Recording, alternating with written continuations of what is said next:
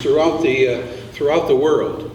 In 2013, Rotary made some adjustments in some of the parameters of the scholarship program, and our district decided not to participate.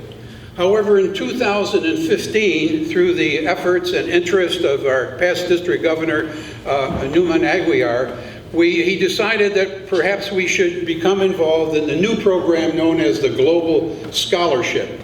And this is the first year that we've had a scholar. If you've read the district newsletter, you have seen her periodic reports. Her name is Michaela Arneson, and she is a student at the University of Edinburgh in Scotland. This year, our second year in the program, we were able to interest 6 outstanding, truly outstanding young people who applied for our $30,000 scholarship. And we're very fortunate today to have the winner of that district competition. Briana Acosta is a recent graduate of Duke University. She earned a double major in cultural anthropology and public health. Please welcome Briana Acosta.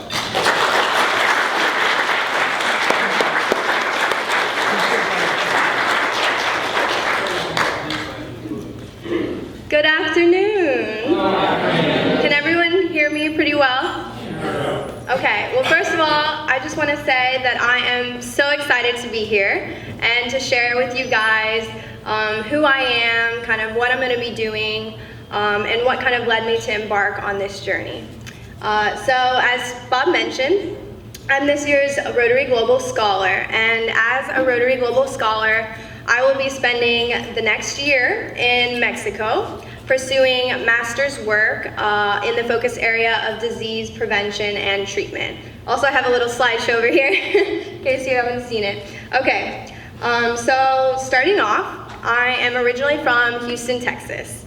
Now, Houston is the most ethnically diverse city in the US, if you didn't know that. And that is probably the #1 reason why I loved growing up there. Growing up there, I really got to connect with people from a wide range of backgrounds. And I would say that the most significant part of that experience for me was growing up in an eclectic, low-income neighborhood of Black and Latino residents while attending mostly white, upper-middle-class private schools on financial aid.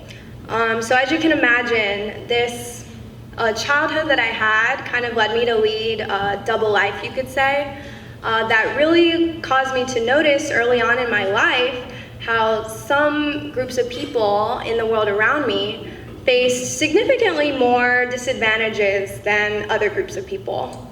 And so early on, very at a young age actually, I developed this strong desire to not only spend my life just making money, I guess you could say, but I wanted to pursue a career that really had the potential to positively impact the lives of these people who were the most marginalized, the most disadvantaged in society. And in high school, I actually realized that the angle from which I wanted to approach this goal of mine was through the lens of health.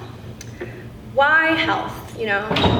Well, to start, I've always been interested in the human body and how things work in it. However, more importantly than that, I quickly realized that health is one of the most fundamental basic needs of human beings.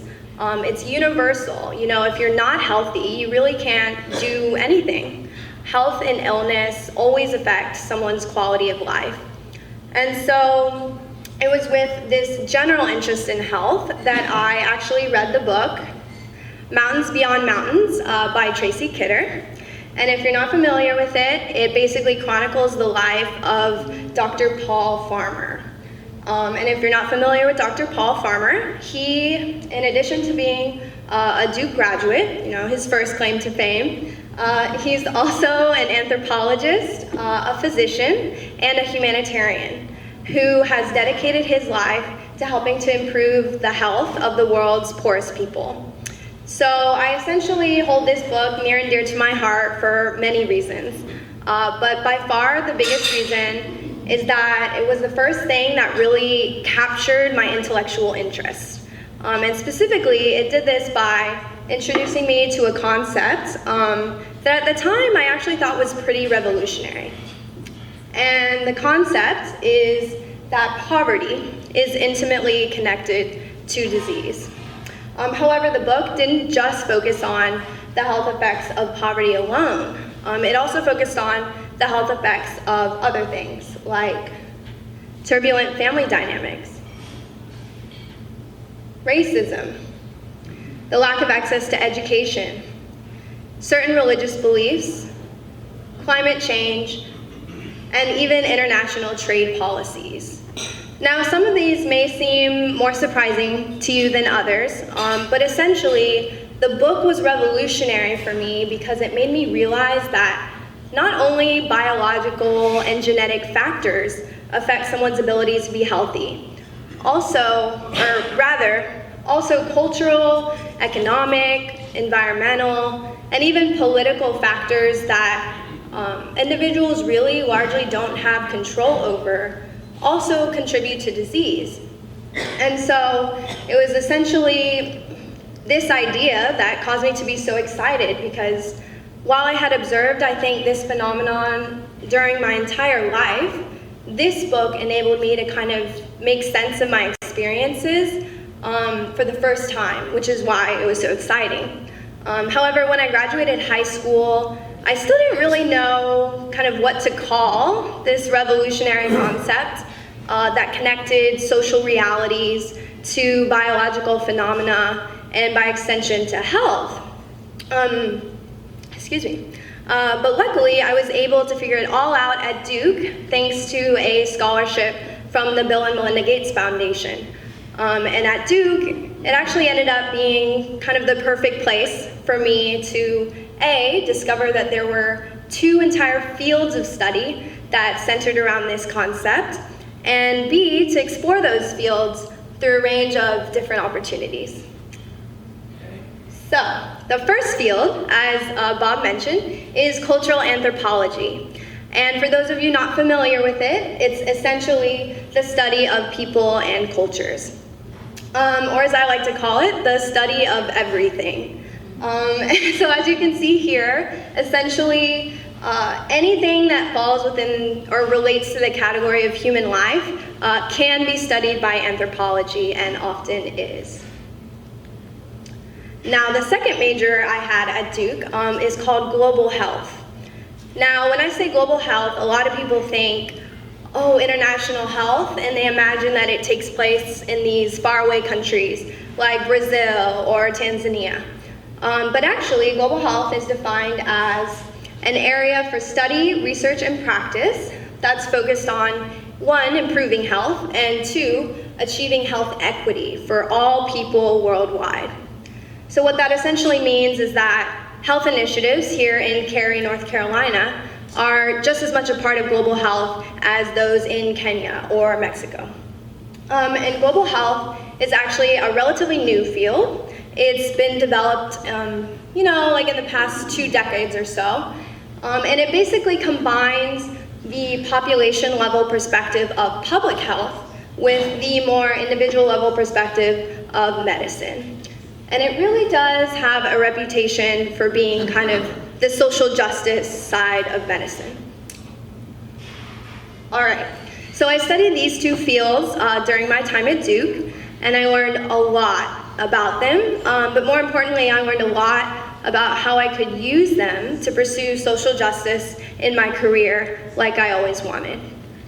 Specifically, I discovered, or I guess I was reconfirmed in my primary commitment to health. So essentially, I realized that my career, I wanted to be in global health. However, at the same time, I realized that global health is a super broad field. So you kind of need a more specific approach to use for global health problems. So for me, the lens that I really love to use is anthropology. And so I essentially love using anthropology to address health problems because it really is empowering in the way that it centers the perspectives of people themselves, and especially when it comes to society's most marginalized people. And I also love how it really recognizes that people's personal experience of illness is not only valuable, but also necessary to understand for the process of healing. In addition to that, I really think anthropology is unique in the way that it has a really wide scope, but it also doesn't lose that attention to detail that's really necessary for deep understanding. And so, for that reason, I think it's really perfectly suited to analyze the complex interaction of factors that produces disease and inequality. And so, essentially, as you can see here, I discovered at Duke that my life's passion is using anthropology to study social determinants and how they influence people's health, as well as how we can use that knowledge to improve the health of the world's most vulnerable people. All right, so now that I've discovered my life's passion, why do I want to pursue it in Mexico specifically? Well, firstly, I can't deny that my identity as a Mexican-American woman is fundamental to this journey of mine. You know, essentially, I've always felt a deep connection to my heritage, and specifically, a deep connection to the homeland of my grandparents and my other ancestors. And so I've always wanted to spend significant time in Mexico, but unfortunately, up until this point, I haven't really been able to do that. Secondly, for the past several years, I would say, I have been engaged in courses, research, extracurricular activities, and even random conversations with strangers that have led me to really connect and become very close to several Mexican migrants who are living here in the US. And these people, you know, coming from all different walks of life, have been very open in sharing the richness of their culture and the complexity of their lives with me. And thus, ultimately, it's for these reasons that I want to go to Mexico. You know, it really stems from a yearning to learn more about the country where all these important people in my life come from. But in addition to that, I also have a yearning to gain like the cultural insight and the deep understanding that comes from immersing myself in Mexico's people, or among Mexico's people. And so, actually, I've been trying to go to Mexico for several years, and while I was at Duke, I really looked hard for study abroad opportunities or research opportunities to be able to do that. However, Duke hardly has any, actually in Mexico, kind of surprising, but true. And the ones they do have are definitely not within my field. So essentially, I developed my academic passions through experiences in countries other than Mexico. For example, I spent a summer in Kenya teaching middle school, and specifically it was the region of Kenya with the highest rates of HIV/AIDS. And so this experience really contributed to my understanding of how poverty, gender inequality, and the lack of education can really combine to contribute to the spread of STIs. Secondly, I went to Chile for a semester to study abroad, and I went through a program that was focused on public health and indigenous communities. So as you can see here, I was able to do an independent research project with indigenous youth who migrated from rural areas to the urban areas, and I essentially focused on their health and the role of alcohol in their health and in their lives. So it's through these key experiences during my time at Duke that I was able to develop kind of more specific interest within my field. And those interests were studying complex diseases like HIV/AIDS, as well as working specifically with the populations of ethnic minorities and migrants, especially indigenous people. And so, as you can imagine, I was very eager after I graduated from Duke to pursue further knowledge in these interests, in Mexico specifically. And so now, after so many years of wanting to go and trying to go, Rotary is giving me, a student who really doesn't have the financial resources to do it otherwise, the chance to do exactly that. Okay, so where exactly am I going in Mexico? So many of you have asked me already, but I'm going to a state called Chiapas. And Chiapas is the southernmost state in Mexico. However, it's also known for being absolutely gorgeous. As you can see here, it's very rich in nature as well as culture. And the city I'm going to be staying in is called San Cristóbal de las Casas, or San Cristóbal for short. And this city is known as the cultural capital of the region, and it boasts, cobblestone streets, colorful colonial architecture, but most importantly, for what I'm going to be doing, very strong indigenous presence.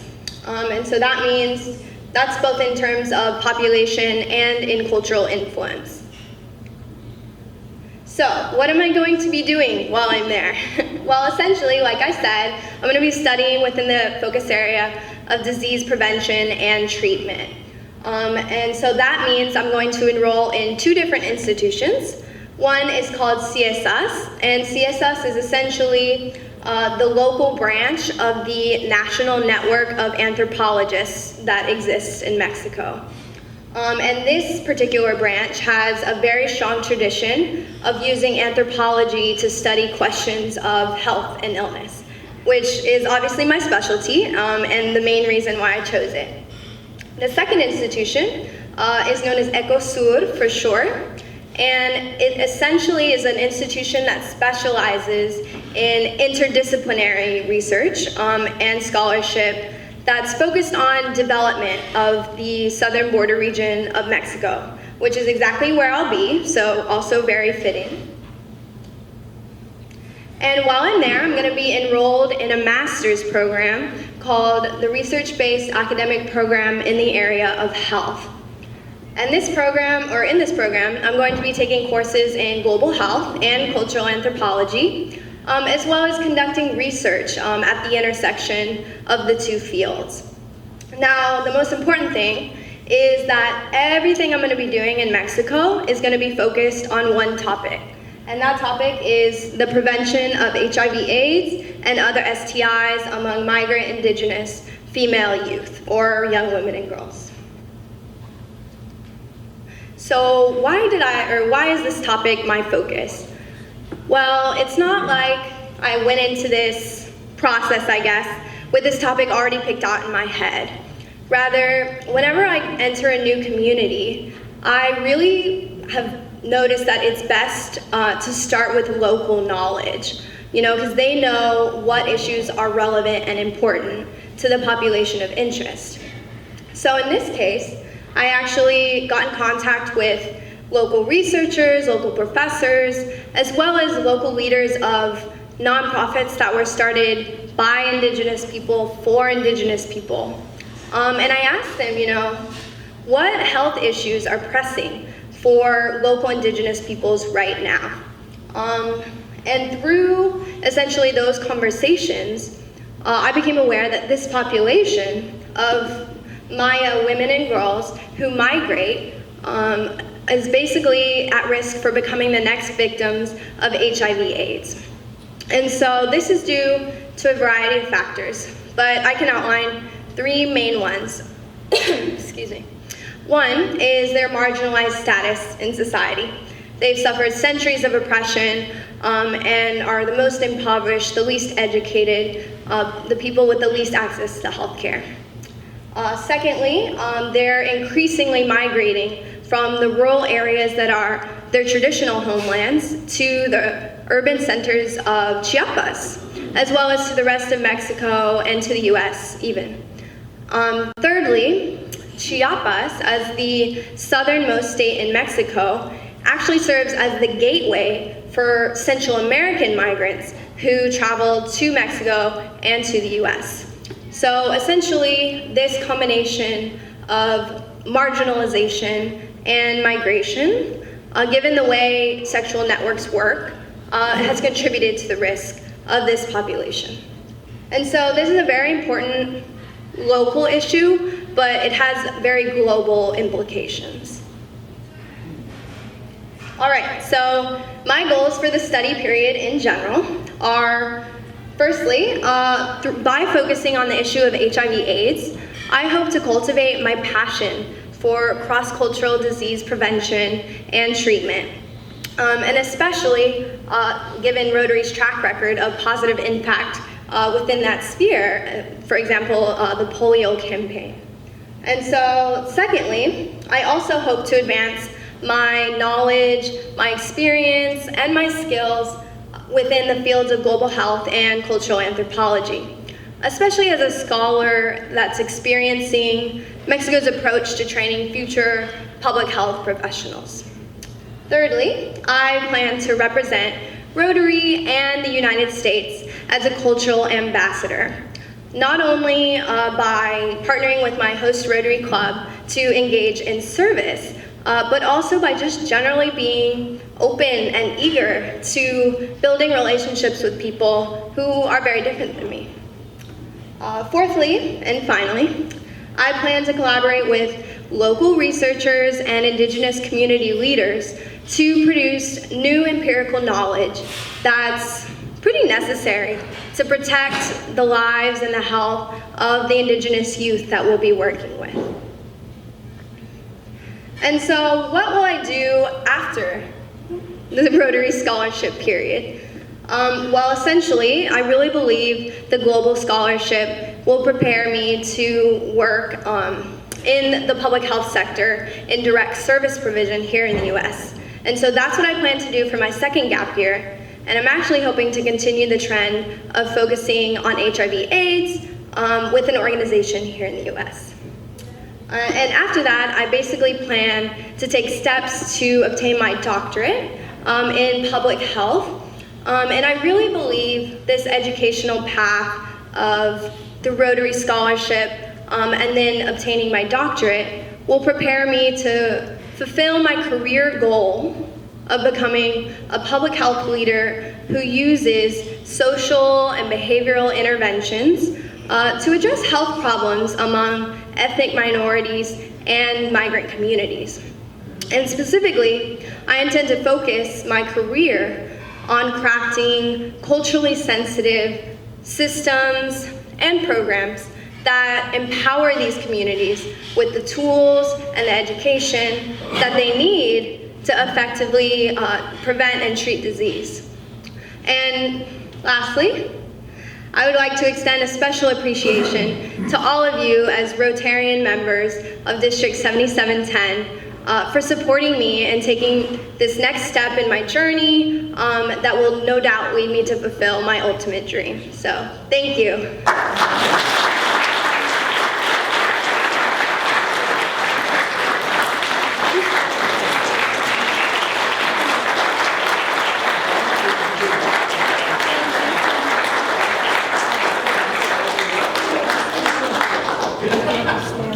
Okay.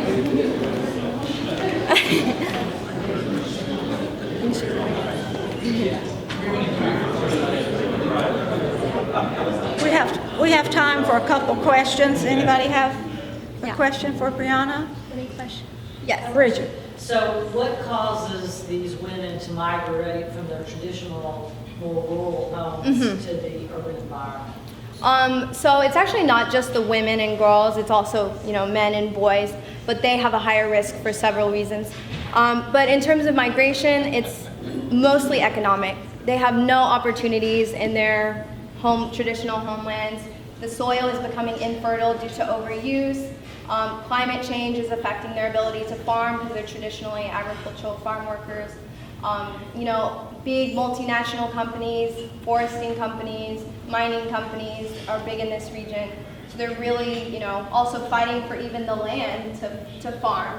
And so that is really causing this big migration to the cities, as well as there are no really resources for them in their homelands. Healthcare, good schools that have money for basic resources. And so all of those factors are pushing them out into the more urban areas. But it's still difficult for them because they face discrimination, etc. So that's essentially, those are the main reasons why. But it's not specific to this area. It's pretty much a trend for a lot of indigenous populations throughout Mexico.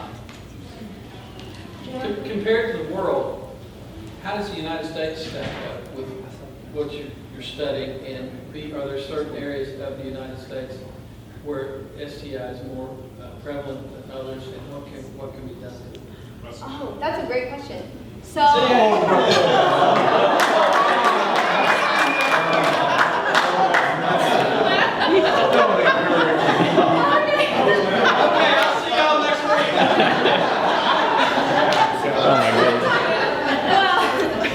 My reputation has preceded.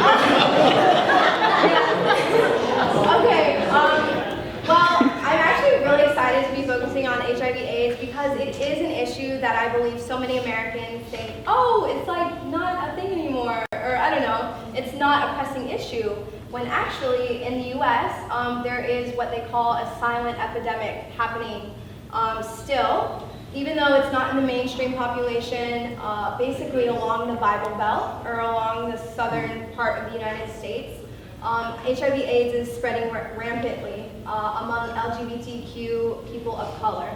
So that is the main population, mostly because they are the people who have least access to health care, they're the most discriminated against, they're typically the most impoverished. And the policies of these states that are largely influenced by Christianity just don't really give them access to the education that they need to make smart sexual decisions for their sexual health. So that is essentially what's happening in the US. Now in Mexico, HIV/AIDS is not very prevalent in the mainstream population either. But it is very prevalent among, again, LGBTQ community and other populations like sex workers and different marginalized populations that have more exposure. But it can very easily spread to the mainstream population because of this movement and marginalization. Because the population I'm going to be working with actually sometimes gets forced into these more vulnerable positions where they are more exposed. So that's kind of the situation, but essentially this is important for Mexico to fix or to work on because it contributes, if women get infected, there's a high chance for them to pass it on to their babies or to their kids. And actually Chiapas has the highest rates of mother-to-child transmission, so that's why I focus on it, yeah. Briana, we're so happy you came today. Thank you. And everybody, I know, we're so impressed with you. Thank you. We all feel you're going to meet your goals. I hope so. And know that we're all going to be cheering you on. Thank you. Maybe you won't get to hear it, but know that I hope you'll feel it. Yes. And I'd like to give you our club flag Thank to you. take with you. And hope that when you see this, you'll know and remember that we do care. Yes. And I think that we all feel a lot better about young adults today after hearing you. Let's give her another round of applause.